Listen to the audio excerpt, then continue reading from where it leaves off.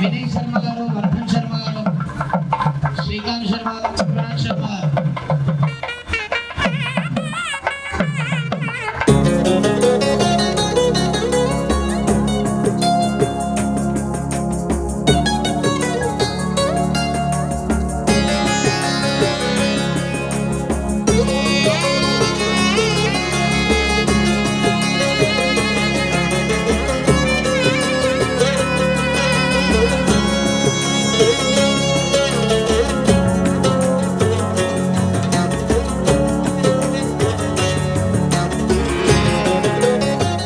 నమస్కారం. మహాశివరాత్రి వేడుకలు అన్నవి మనం చాలా వైభవంగా జరుపుకుంటున్నాం కదా. ప్రస్తుతానికి నేను హైటెక్ సిటీలో ఉన్న అర్ధనారీశ్వర ఆలయంలో ఉన్నాను. అర్ధనారీశ్వర తత్వం అర్థం చేసుకోవడం చాలా సులభము అని మనం అనుకుంటాం. నిజమే. అంటే ఆ శరీర స్వరూపం చూసినట్లయితే సగం పార్వతీదేవి, సగం ఈశ్వరుడు మనకి కనిపిస్తూ ఉంటారు. కానీ ఇక్కడ దాగి ఉన్న తత్వం ఏమిటి అంటే ప్రకృతి పురుషుడు, శక్తి స్వరూపిణి అయ్యవారితో ఉన్నప్పుడే అయ్యవారు లయం చెయ్యగలుగుతున్నారు. శక్తి అన్నది పరబ్రహ్మ స్వరూపంలో సరస్వతీదేవి రూపంలో ఉన్నప్పుడే ఆయన సృష్టికర్తగా ఉన్నారు. అలాగే శక్తి స్వరూపిణి శ్రీ మహావిష్ణువుతో శ్రీ మహాలక్ష్మి రూపంలో పక్కన ఉంటేనే ఆయన స్థితికారకుడుగా ఉంటూ ఉంటాడు. ఇలా ఈ స్త్రీ అంటే శక్తి అన్నది ఎప్పుడు నిత్యము పురుషునితో ఉండాలి, అది కూడా ఎక్కువ తక్కువ కాదు, సమానంగా అన్నది ఎప్పుడో ఆది దంపతులు అయిన ఆది దేవతలు అయిన ఈశ్వరుడు పార్వతి నిరూపణ చేసి చూపించారు.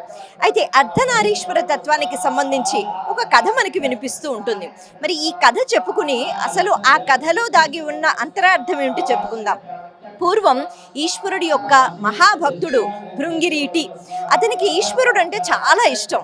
అయితే ఒకసారి ఒక సభ జరిగినప్పుడు, అంటే మహాభక్తుడు కదా ఎక్కడికైనా వెళ్ళిపోతూ ఉంటాడు, అలా ఆనందంగా ఈశ్వరుణ్ణి చూసిన వెంటనే ఈశ్వరుడు చుట్టూ ప్రదక్షిణాలు చేయటం మొదలుపెట్టాడు. పక్కనే పార్వతీదేవి ఉందిగా, కానీ అమ్మవారు అంటే బహుశా అంత ప్రేమ అంత భక్తి లేదేమో, అయ్యవారంటే చాలా ఇష్టం. అలా తిరుగుతూ ఉంటే అమ్మవారికి కొద్దిగా కోపం వచ్చిందట. అయితే ఇలాంటి కథలు విన్నప్పుడు నిజంగా వాళ్ళకి కోపాలు వస్తాయా? కాదు. ఇక్కడ ఎంతో చక్కని రహస్యం ఏదైతే దాగి ఉందో అది మనకి చెప్పాలి అనే ప్రయత్నం ఆది దంపతులు వివిధ సన్నివేశాలలో మనకి చెప్తూ ఉంటారు. మొత్తానికి ఆయన అలా ప్రదక్షిణం చేయలేదు, నమస్కారం చేయలేదు, అమ్మవారికి కోపం వచ్చింది. ఈశ్వరుడు దగ్గరికి వచ్చి అడిగితే ఈశ్వరుడు అంటారు, అంటే భృంగికి నేనంటే చాలా ఇష్టం కదా, అందుకనే ఆ రకంగా చేశాడు. మరి నేనంటే బాగా ఇష్టము అంటే ఎంతో కొంత ఈశ్వరుడు తనకన్నా ఎక్కువ స్థాయిలో ఉన్నారు కదా, మరి అలా కాకుండా మీతో సమానంగా నేను ఉండాలి అంటే ఏం చెయ్యాలి అనేటట్టుగా అమ్మవారు అర్ధనారీశ్వర స్వరూపాన్ని పొందే ప్రయత్నం చేశారు. దీనికి కూడా ఆవిడేదో అడగడం, ఆయనేదో సరే అని తన శరీర సగ భాగాన్ని ఇవ్వడం జరగలేదు. అమ్మవారు విశేషంగా తపస్సు చేశారు. విచిత్రం ఏమిటి అంటే అయ్యవారి యొక్క భార్య కదా, అంటే సగభాగం ఆవిడే, అయినా తపస్సు చేశారు.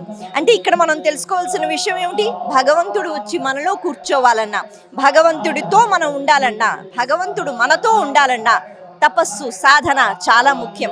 ఎంతో ప్రేమతో భక్తితో ఆవిడ తపస్సు చేశారు. కాబట్టి మొత్తానికి ఈశ్వరుడు పార్వతీదేవిని సగ భాగం అంటే తన శరీరంలో సగ భాగాన్ని ఇచ్చి అర్ధనారీశ్వర స్వరూపం వచ్చింది అని చెప్తారు. ఈ కథలో ఇంకొక విషయం కూడా దాగి ఉంది. అయితే ఇలా జరిగిన తర్వాత కూడా ఇప్పుడు భృంగిరీటి మరి ఏ రకంగా అంటే ప్రదక్షిణాలు చేస్తాడు, ఎందుకంటే ఆ శరీరంలో అమ్మవారు కూడా ఉన్నారు కదా.